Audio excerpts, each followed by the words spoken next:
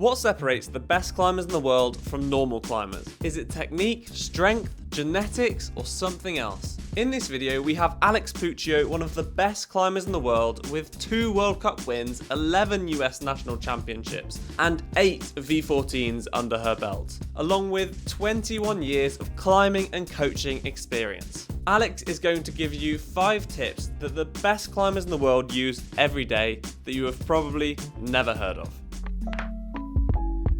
So one of the tips that I really like to do for myself and give other people to do is called the 60-40% rule.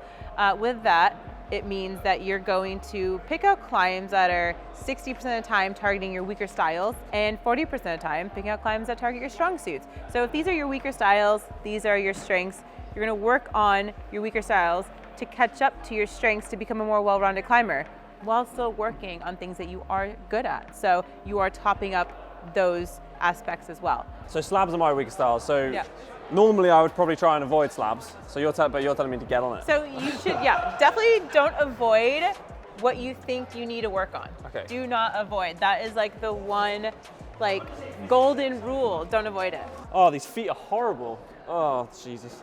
See, I don't do the 60-40 rule. I do the 100 rule. This is disgusting. Nice. Come on. Come on. That's shit. Wow.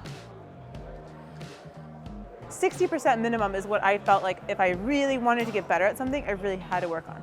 40% of the time, pick out climbs you're already good at. Give yourself that mental break and feel good. Like you're feeding the ego with that 40%, which we do need to feed the ego sometimes. But you definitely, if you have too much of the ego when you're in there for training, it's going to get in your way and it's not going to allow you to get better faster. They are quite little feet, but that's okay. Oh, nice. Oh, nice. Blow off the holds.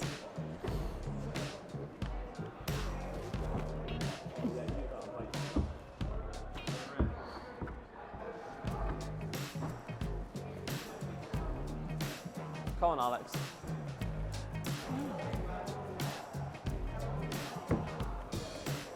Come on.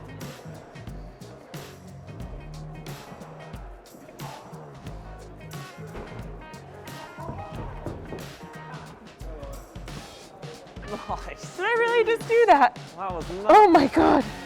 Wow.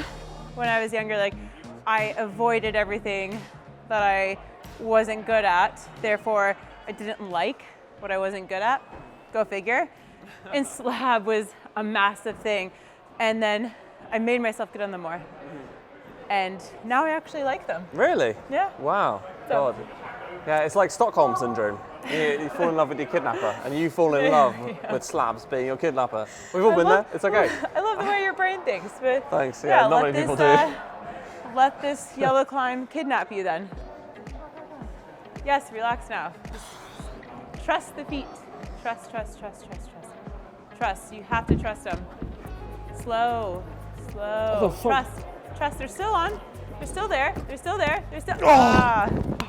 That's better. That is so disgusting. No, but you didn't trust your feet as much. I did trust my feet. I did. When you don't trust your feet, your butt goes out more instead of putting them on them. Because my feet are so high for me. Why stop? Slabs are the worst. Oh it's so cold. Right, anyway, really cold. There's a lot of moaning from me. Show me another climb that would typically be out of your comfort zone. Doesn't really matter the grade either. I do consider myself to be a bit of a chalk connoisseur. Ah, what is this we have this evening? Magdust, sir. This is a 2024 vintage from Norway. Ah, the muscly kind, my absolute favourite. And as a self-proclaimed expert, I've tried pretty much every chalk out there, and I can confirm that Magdust is the best chalk I've ever used.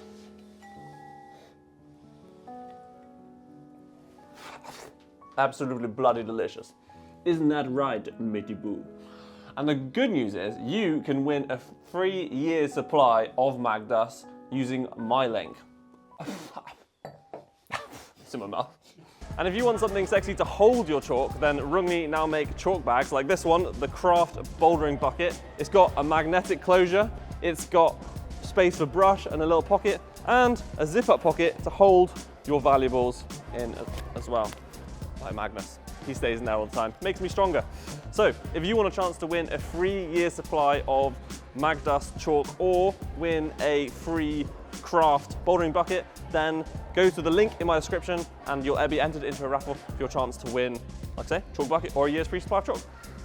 Thanks for sponsoring this video, and now back to Alex's amazing tips. Okay, I hope you like the suit. Love you, bye. Well, to future Josh. You know what's happening. It's okay, see ya. Oh. It's bad, isn't it?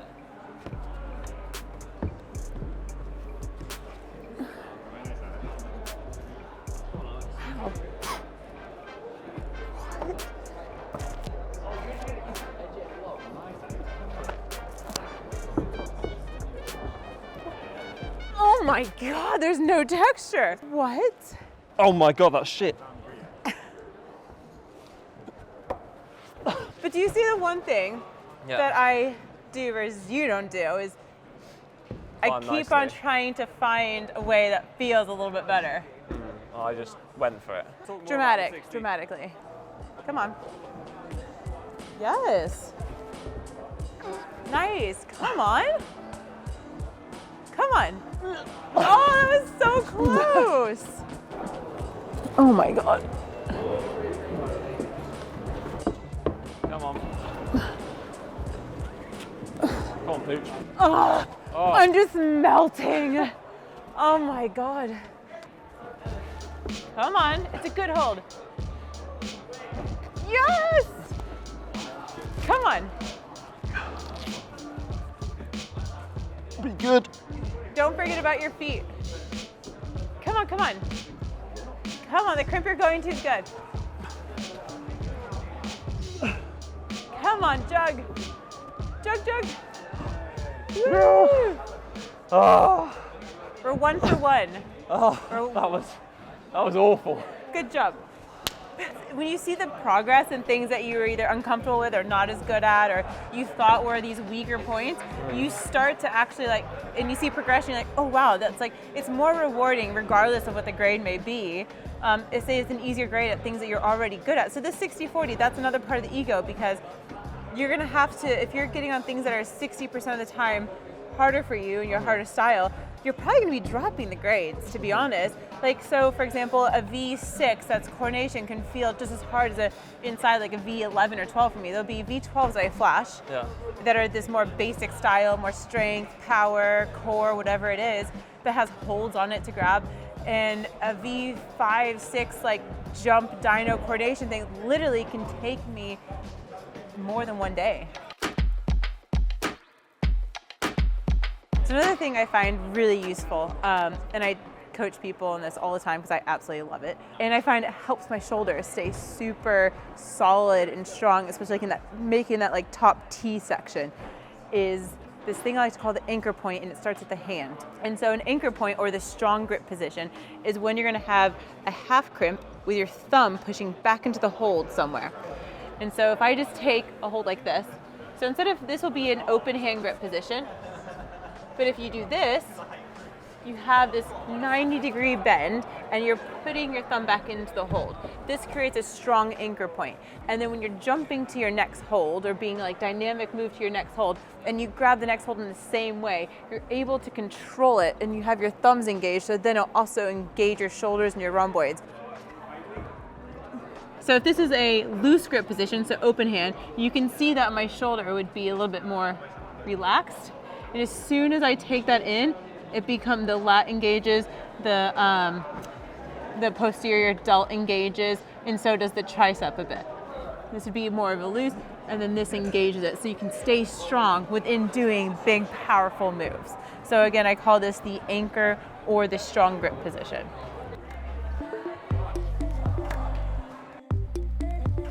So this next concept I want to talk about is think less, feel more.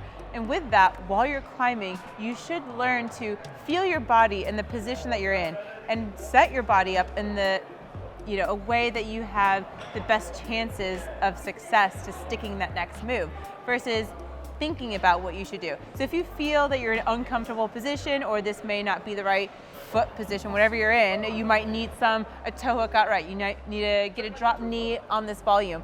Look around and see what you have. Don't just put your feet where they are and just think, oh, there's the next hold, oh, I need to go for that, and just like start going, which sometimes you kind of get yourself into some tricky situations, but feel your body as you're climbing, and then you can really understand, is this the best position to be able to stick that next hold? So we have this lovely red climb here. It looks like bigger holds, a little slopier, some volumes in there. The idea is to climb it smoothly and nicely without trying to overexert energy that we don't necessarily need to use, and try to climb it as fluidly and nicely as possible.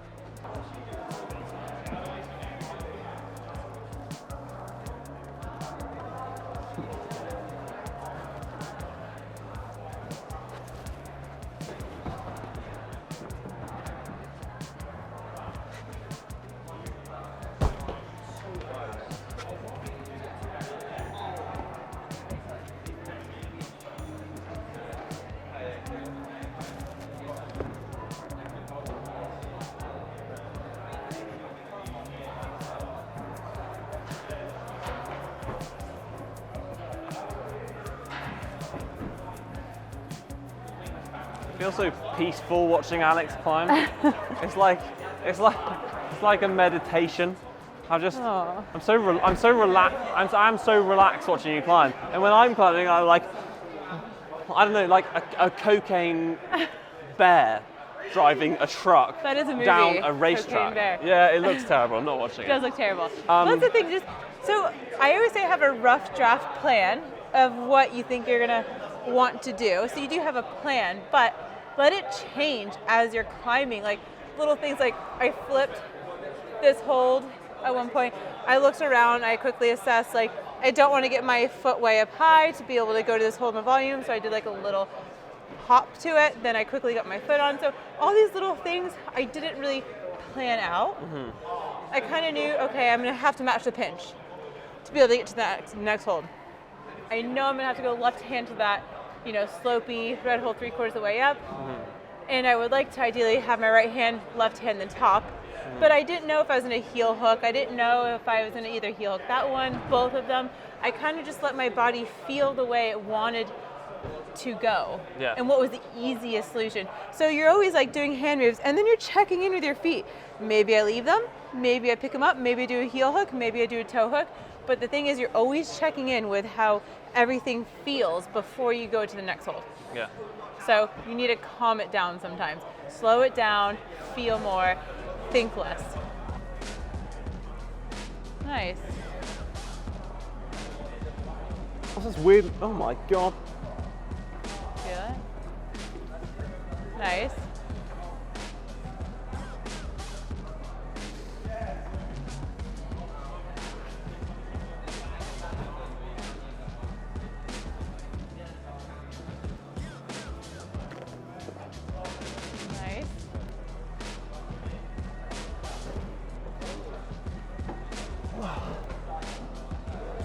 Not as beautiful as Alex, but Wasn't bad. what are you going to do? Thanks, Alex. Wasn't bad. That is the nicest compliment. We've filmed this our second video. The nicest compliment you've given me all day today. Wasn't bad. I feel like we're becoming best of friends. I'll just point out one thing, that on this first move, I wondered what it'd feel like if when I went to here, I put my thumb on, because it's stabilized, versus you were out here. Right. And able to allow me to bring my body more over the right foot. Well, yeah, it does feel easier. Yeah. Even though you could still do it both ways, it's just like, why not make something feel every move a little bit easier if you can? So therefore, you have more chances of actually completing the whole climb. So if the climb was harder for you, more at that top echelon of what you're climbing, then you're going to need to preserve as much energy as possible. So this next approach is, I like to say, mental framing of how we start a climb that we don't think is necessarily in our typical wheelhouse, or something that we're comfortable with, or something that we don't like. So what we just went over was a 60-40. So 60% of the time you get on climbs that are targeting your weaker styles. So we got on a slab for you. Yeah. What were the things that you're saying out loud and to yourself before you even got on the climb? Oh, these feet are horrible. Slabs are the worst. They're still there. They're still. That's better. That is so disgusting. Exactly. So all these things, think of a spectrum. And in this spectrum, you have neutrals in the middle. Left of neutral is a negative, and right of neutral is positive. So we want to start the frame, like our mental frame of being in the neutral to positive side versus neutral to negative. And with that, it's like having this like negative mind frame is going to hold you back, and it won't actually allow you to try your hardest while you're on the climb, or have this open mindset of like figuring out what is a possibility. See it and reframe the mindset of like, this is a challenge, this is cool, I want to do it, I want to get better at it. So that neutral to positive, then it starts, and then you do a move, or you don't even do the whole climb, but you do a move that you didn't think was in your wheelhouse or was hard for you, and then you do it, you're like, oh my gosh, that's so cool. Yeah. It's natural for those negative thoughts to come in before we have this new way of processing it and approaching the climb. So you might think, okay, I'm getting on my weaker styles. That's step one. Now step two is every time those negative thoughts come in, like, okay, well that hold sucks, that's not a good foothold, or I might slip off that, that's a big move, or I'm not sure what to do. Get it out of your head as fast as you can and start thinking, oh, okay, well this looks cool, I want to do this, I want to get better at it, this looks fun. All these other things that you can like replace it with, which then will allow you to climb it with a more like open mindset. So before I get on the climb, I actually feed myself those thoughts, like, I want to do this, this is going to be cool, this looks really fun. I actually say those things to myself. So it actually makes me try harder, and then I'll get closer than I thought, even if I fell, and I'm like, oh my God, I almost did it, that's really cool. Can you squeeze me as hard as you can? I want to see what the pooch power squeeze feels like. Go on. I don't squeeze very hard, I'm tender loving. Look at it. That's rubbish. It Right, hurt well, me. there you go, can confirm. You're too skinny, I couldn't get No, my too much muscle that Alex couldn't get her hands over. I was triple wrapping them almost. Like a very small branch. This last point is one of my favorites, and what I think is one of the most important things to that we're going to go over today is I like to think of the body as one chain. And so as we're climbing, if you don't want to kink in the chain, it has to move properly. And what we have to start at is our feet and work from the feet up. And if you have a disconnect somewhere, then you're not going to move efficiently, right? Yeah. So our body is one chain, starting at the feet. Pretty simple. You want to make sure that you take the time to make sure that the part of the foot goes onto the exact part of the hold that you want it to go on. Then we put all of our body weight through the footholds. Think of the footholds as energy pods, and the energy to get to the next hold starts at the feet, not the hands. So if we're starting at the feet, then if you put all of your weight through your feet, then it goes into your knees, goes into your hips, which go into the wall, then it goes, tightens the core, then it goes up through the shoulders, and then we go through our hands and being able to get to the next hold. So again, if you have a kink somewhere, like if you don't have your hips into the wall, then my core is relaxed. If I do this on the ground, my core instinctually just tightens. My hips go out, my core is soft. If there's a kink in the chain, it's not going to move efficiently. So with this, we're going to try to do this yellow climb, but focusing starting at the feet. All of it starts at the feet, and then we're going to use the energy through the feet up through the rest of the body to get to the next hold. Everything that we went over, working all together.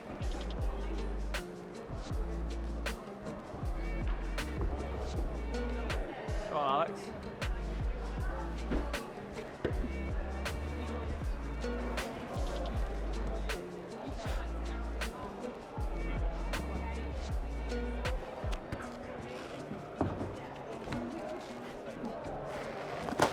Easy flash.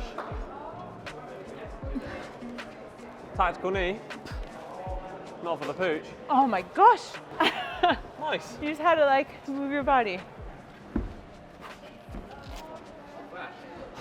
Come on, come on, come on. Oh, come on. Relax. Come on, come on. Come on. Just keep with it. Keep with it. You can do this. Come on.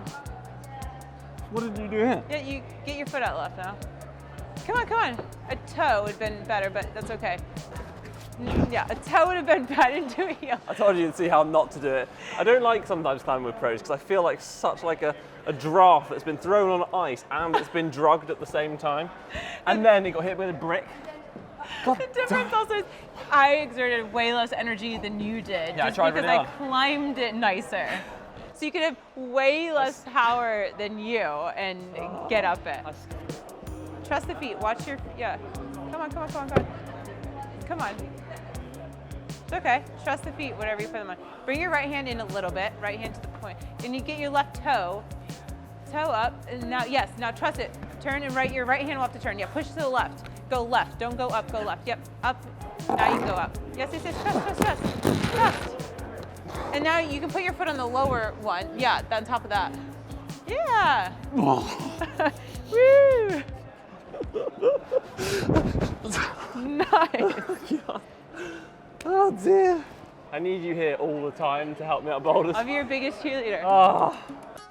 The body being the chain is everything, because like if you don't watch your foot and you place it really sloppy and then it slips off, or you're not going to be able to put as much pressure through it if it's not on there correctly. Yeah. And so if it starts there, then it works its way up. Like if there's a kink in it, it's not going to work appropriately. So There you go. There are 5 advanced climbing pro tips that you may never have heard of before from my favorite pro climber, Alex Puccio. Favorite? Yeah, it's real. I don't know many.